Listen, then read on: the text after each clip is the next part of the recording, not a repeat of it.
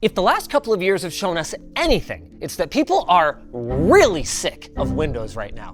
Linux just hit an all-time high in market share on Steam, and corporate sponsors like Valve have invested literally millions of dollars to make it more usable for gamers. But outside of gaming, there is a major roadblock that is keeping a significant number of people on Windows: incompatible software. But what if I told you that there was a way to safeguard your cake and also dine on it? Not virtual machines, those are cool, but they come with compromises in terms of both performance and compatibility. No, I'm talking about dual booting.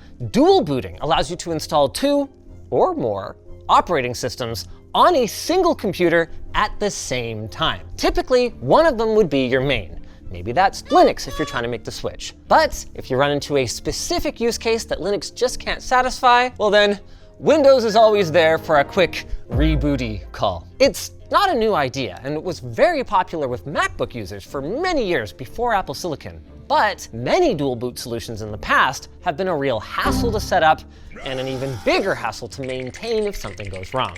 That's why during the most recent Linux challenge, when Luke was talking about his dual booting adventures, I thought it would be a great idea for him to sit down with you guys and explain some of the various solutions for dual booting, as well as to show you guys the elegant way that he both works and games across both of his operating systems nearly seamlessly. Now for me to seamlessly segue to today's sponsor. MSI, Vector 16HX AI, Intel Core Ultra 9 processor, GeForce 5080, 16 gig DDR5. Why waste time say law word when click link do trick? Hi, I'm Luke. I run Floatplane, the lab, and IT, and also keep Linus from walking off of cliffs. Are you talking like N-word hard R? What? No. I am dual booting CachyOS and Windows 11. How long have you been dual booting? I've few months now. Okay. Pretty close to the beginning of the challenge. I wanted an emergency way to get back into my Windows more easily. I wasn't using Windows because of the challenge, but just in case some work thing came up or whatever where I would have to break it, I wanted to be able to do that without crazy hassle. And other than the example you just gave, why do you still keep Windows? Primarily for games. It has actually never come up that I've needed Windows for work. So that emergency scenario never happened and still hasn't happened. But the primary one was Battlefield 6. One of my buddies wanted to go play. I jumped on. I didn't change secure boot, tried to launch Battlefield 6. It wouldn't boot. I got annoyed, went into BIOS, turned it on, played Battlefield 6, went to go back to Cachy, everything's broken. We're gonna get into that a little bit later because we do need to talk about secure boot. Obviously some games require it, even some applications still require it now. If it wasn't for those select few Windows games and secure boot issues, would you be fully on Linux at this point?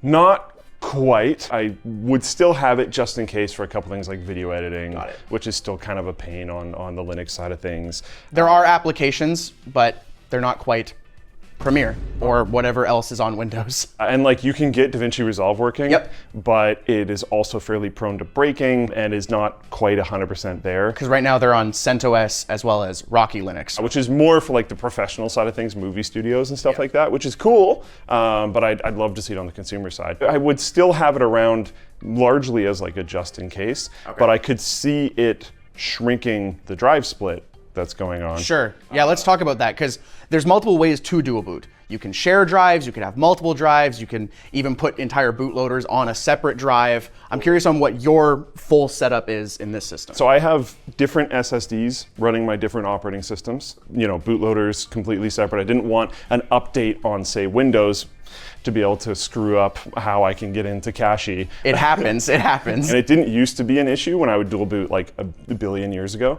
but it is now, so I wanted them clean and separate. And then when I set this up, NTFS on Linux was a little bit rougher. Since then there's been updates, but I set it up before and I'm not about to change it now because I don't really care that much. But I also have completely separate drives. My Linux operating system SSD is running what I call ButterFS, but it's BTRFS. ButterFS. Obviously, both the drives on Windows are NTFS, and then I have a hard drive on Linux, which is ext4, which is just for like large storage. So each operating system basically has its own SSD and its own hard drive, and everything is completely split. If I was doing it again now, I would have the hard drives together, usable on either operating system with the new NTFS driver on Linux, and usable by Windows and all that happy fun stuff. I've never ran into that being an actual problem, so I haven't been inspired to like fix that. When you did it years ago, did you do it on like the same drive or separate drives as well? Yeah, I did it same drive. This was on both a laptop and a desktop back in probably 2009 to 2011. Wow. So it would have been Windows and what? Ubuntu originally.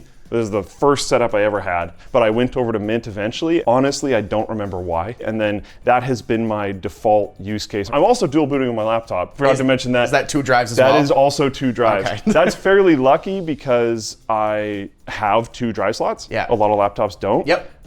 And also I would say I'm dual booting on the laptop. I haven't booted into Windows once since the beginning of the Linux challenge. Have never needed to, and at this point, I'm just thinking about wiping that drive and running pure Linux because I just said I've never had to boot into Windows for work. Are you using Teams through the official like Linux application, or are you just using it through the browser? Yeah, Teams for Linux. Teams for Linux, the yep. like GitHub open source project. I'm using that. Okay. I wish there was a native solution from Microsoft. I do run into some clunkiness sometimes. That's just Teams. As well. Yeah. Honestly, that's a really good point though. Usually I feel like it's probably just Teams, and I can't imagine Teams being as hard and like a big of a problem as it is, and then trying to build a third-party application to make it run on Linux has to be insane. So like, props to the people who made that. I believe it's just a wrapped web app, but yes, it's still nicer to have it feel like a dedicated application instead of just another thing in a browser. I agree. Even though people will make fun of web apps or whatever on your desktop, they're way better than just running it in the browser. I prefer it. Same with Discord,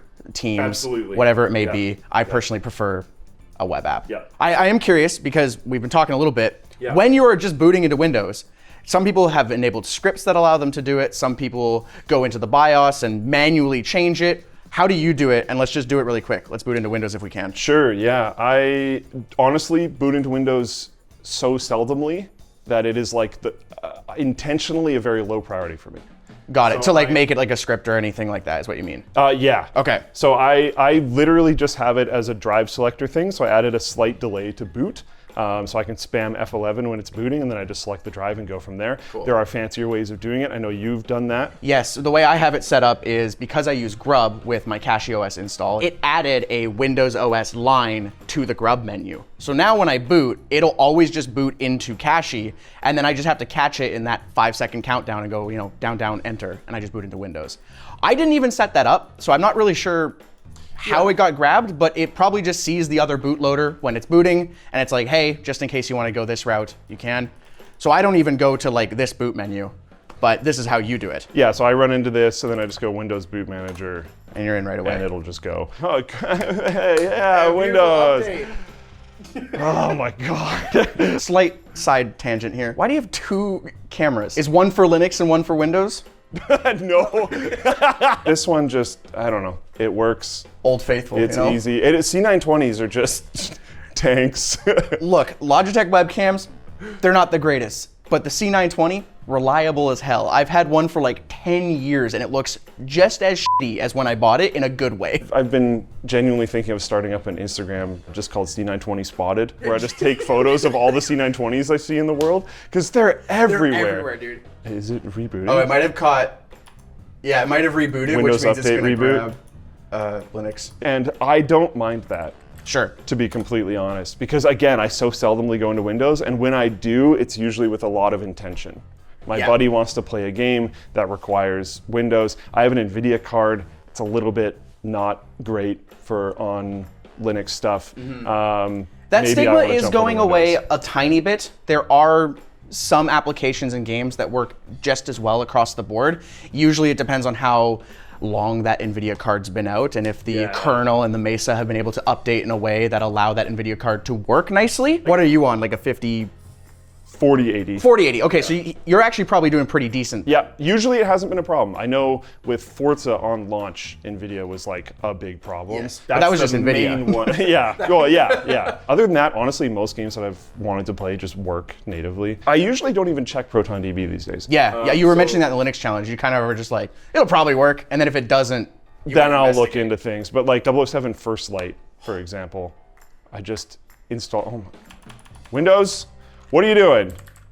It's doing its third update. It's like, you haven't used me in so And long. I've talked about this before, but updating Cachy feels like fun and rewarding in some way. And I don't know, like maybe that's just because I'm a freaking nerd, but seeing the little like Pac-Man thing crawl across the screen and like update everything for you. And then negative 28 megabytes when you're done, you're like, you get to the end and it's like, I removed space instead of gaining. It's like, what are you talking about? That's amazing. And then you go on Windows and it's like, I have to reboot 4 times. And also installing this update takes an hour. that actually I hate wasn't you. planned. We started the reboot probably like 4 minutes ago. It's just now we're finally into Windows. Hey, there we go. Going into the conversation of secure boot, you mentioned that you kind of messed around with it to get Battlefield. Yeah. Do you have it enabled right now? Yes. For both then? Yep. Okay. Yes. What was the process like for that? I Googled, can you run CachyOS with secure boot? And then a Cachy wiki article came up and it was like, yes, and you can use the same keys as you use on Windows. And I was like, wow, that's not bad. I do actually want to call that out because when I tried the CachyOS, forum to help get it working, they list, hey, type this command here. So I typed it and then it said, warning, if you have this. And I was like, that would have been nice to know before I typed the command, because if you have Asus or Gigabyte boards, you actually need to leave off one of the tags when you're typing in the registering of the key. And so I was like, oh yeah, I'll register the key. Damn it. And it basically like locks up your system. I fully read the doc before I start, which is like usually a waste of time, but I find it helps me dodge stuff like that. See, to me, when I'm reading a doc, it should be in the correct order of things to do. Yeah. That's how I read it. One of the problems I ran into was there's like motherboard specific instructions. Yes. My motherboard was not included in the list. Got it. This is something that I've been thinking like maybe I should contribute that information, because you have to go into like secure boot setup mode, and my motherboard didn't have an option for setup mode. Okay. But it has another way that you can get it into setup mode. There's just no like, click on the menu, there's setup mode, I'll click on that. Got it. It wasn't that simple. Computer went to sleep. Hold on one sec. Yeah. Hello. There we go. Sometimes it just doesn't. But yeah, so I ran into some clunk there. But honestly, it was less than 30 minutes all in while I was like watching videos at the same time. It took me less than half an hour, and it's been bulletproof ever since. Not bad. A good thing I will point out that was pointed out to me by another YouTuber is when you are entering the secure boot setup mode, like Luke was just talking about, it does have a tendency to clear the current keys that you might have for your Windows install. You need to just keep that in mind, because there are cases where then when you go back into the BIOS to enable secure boot, your Windows might then have some complications being like, whoa, where are my keys you had? You reset up. I've never actually run into that issue, and I've done this like a dozen times now. Yeah. Saying that, it can happen, so it's important to just keep it in the back of your mind when you're doing it. But you might not even need secure boot for Linux. And if that's the case, you would probably just reboot into the BIOS every time, enable secure boot, go back to your Windows, do your Valorant gaming session, turn off secure boot, and then go back to Linux. A little bit clunky, not the greatest solution, but it is an option. I didn't need secure boot for Linux, but I did the setup anyways, just because that is clunky and annoying. 100%. I set aside like a few hours and it took 20 minutes or whatever. But It's worth doing, in my It's opinion. worth doing. I would highly suggest doing it. I think most of the times that you're going to run into issues is if you have BitLocker enabled. If you have Yes. BitLocker enabled, you need to back up your keys, which you should be able to do. It's going to be different for every BIOS, so look it up. But you should back up your keys, then you can re-import them later. I think the TLDR is dual booting is not as scary as some people may think it was, especially back in the old days when you did share drives often. I mean, it's not really relevant right now because drives are very expensive. You might not have 2 drives, but we're gonna have some articles linked down below for how to set up dual booting on one single drive. And if you guys would maybe like to see that as a dedicated LTT video, make sure you guys comment down below so we know there's interest in it. The camera was off for about half a second and we both realized a problem at the exact same time. It is not 9:54 p.m. It seems a little bright out. It does seem a little bright, and I wouldn't be working right now. Yeah, true. You and I both have this issue with Windows. Every time we boot into Windows, the date and time is wrong. Have you figured out any solution? Because if you have, please let me know. I haven't looked into this yet Okay. because it's pretty easy and quick to fix. So it's in that realm of like, is it worth the time to solve? And you have to turn set time automatically off and then turn it back on. Which is insane because it's on. It's on. Maybe Microsoft needs to make Copilot work with it for them to get some attention, because it's kind of insane that it's on and it doesn't work. Yeah. Saying this, Having your time wrong in Windows can cause a ton of issues that you might not know about. I was actually playing a new game recently called Funnel Runners, which has in-game voice chat. In-game voice chat in a lot of games will break if your time is not synced correctly. It's one of those things where I was playing, I was like, why the hell can I not hear anybody in game? Why can't I talk? I can see their little character's mouth moving. And it was because my Windows time was 6.5 hours out of sync. A lot of updates, both Yes. Windows Update and other application updates will have issues. There's a surprising amount of things that work off of your computer's clock, or at least check it to see if something should be happening or whatever else, so it can be a pain. It is fairly easy to fix, but it can be a pain. If someone does have a solution though, maybe comment down below as well, let us know, because then we'll do it. implement it. Yeah. Yeah. But it's such low priority that you would probably just reboot it back into Linux. Well, now I want to fix it out of like embarrassment. I saw the time was wrong, I was like, oh. Okay, now I guess I'll look at it. But it's not you, Yeah. it's Windows. Yeah. F you, Microsoft. All right, let's get back into Cachy. And for just rebooting again, because you have it as your primary, you basically just hit restart Yep. and it will pull you right back in. Yep. Cool. I usually still, it should work that way, and I know if I was in Cachy before, it always works that way, but I usually still manually go just because I don't want to go back into Windows. I'm realizing that now that I'm standing here. It does for me, because usually when I'm done in Windows, I'll get up and go to the washroom or get a drink of water, Right. and then by the time I come back, I have Cachy ready to go. I So wonder if that shows like how mentally ill about this I am, because I will usually get back into Cachy, go, and then go do whatever else I wanted to do. Okay, it works just fine, yeah. Oh, so quickly again, it's going to disappear, but that loader right there Yeah. is where my option for choose Windows or boot into Windows would be. And you can actually set that up so you could have multiple different instances there. If you were triple booting for some reason with Ubuntu as well, you could have your Ubuntu bootloader there. Yep. And many more. Yeah, Grub's pretty sick, and that is how it works on my laptop as well. I just never bothered. Just like I can't be bothered to segue properly to the sponsor.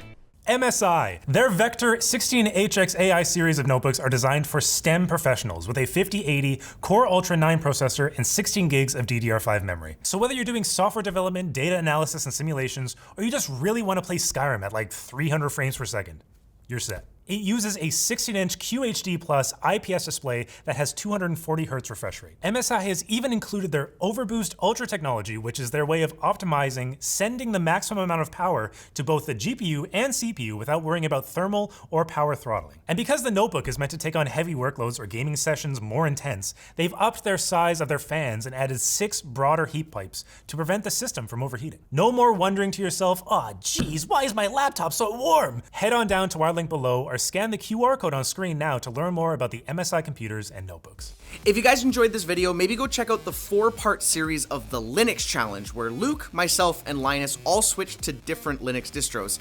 And in the conclusion, there's kind of a plot twist of who stayed on Linux. Well, I guess it's a spoiler, Luke did.